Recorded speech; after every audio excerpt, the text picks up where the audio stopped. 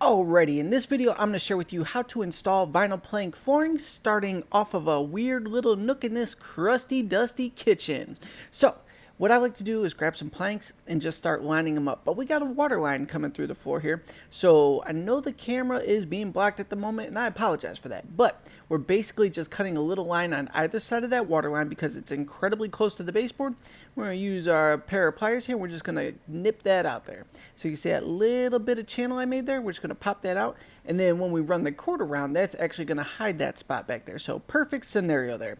Look at those baseboards. Isn't that beautiful? Somebody needs to wipe that down. Anyway, next plank. We are putting it in reversal. We're tracing the existing edge. We're going to snap that off so we have a perfect size piece. Then we're flipping it around and locking it in. Now we're going to go through and start creating a stagger all the way down because we want these planks to go ahead and have a step look to them. You've seen houses where people line them all up perfectly from all angles. That's the worst thing you could do. Get that idea out of your head if you think about doing it. After that, get as creative as you want or whatever you want to see within the stagger. But we go ahead and lock in that one.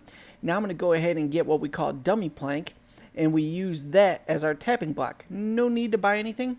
We're just going to go ahead and lock on, do a little MacGyver action. Take the hammer, boom, boom, boom.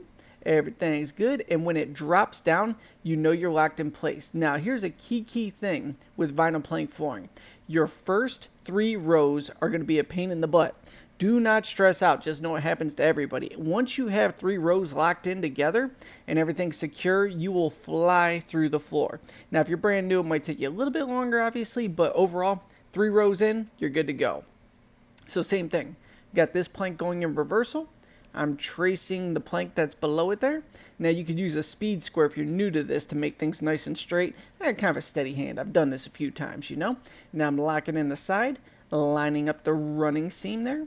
And we're going to go ahead and grab our dummy plank. Once again, we're going to go ahead and lock it onto the front. And this is our tap block. Now, like I said, if you want to buy those, they're not all that expensive. So obviously you could buy some fancy tools and put this together. But if you just want to use the existing flooring, use your scrap pieces and make those your tap blocks, go for it. Just line it up here and there, tap it in. When it drops down, you know it's locked in place for you. And you're ready to go ahead and start the next piece. Give you an angle of this. It is mind-blowing what a fresh floor will do to a crusty, dusty apartment. Painters are coming in after us to polish it up, paint all the dirt clean, and then it will be ready to get a cash-flowing tenant in place. So we're going to go ahead and put some of our existing planks in front of us, keep it nice and easy. Now this one is going to that door jamb, right? So I got to line it up with the door jamb because at one section, it's actually going to slide under that. So it has to be slightly longer to catch that piece.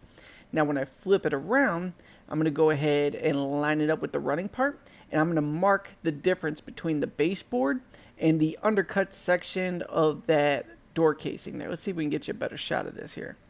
All right, so I'm going to trace that little line right there. Create that. Now I'm going to shave it, maybe a ½ inch off of there, whatever it takes really.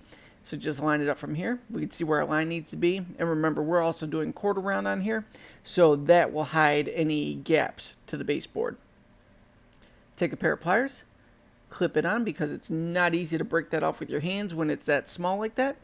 And just work our way down that little score we did with our knife.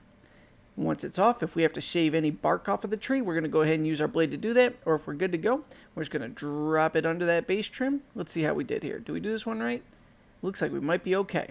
Now we're going to lock our tap block on. Get everything lined up. And notice we're on row number 3 now. So life is going to get much easier on this deal.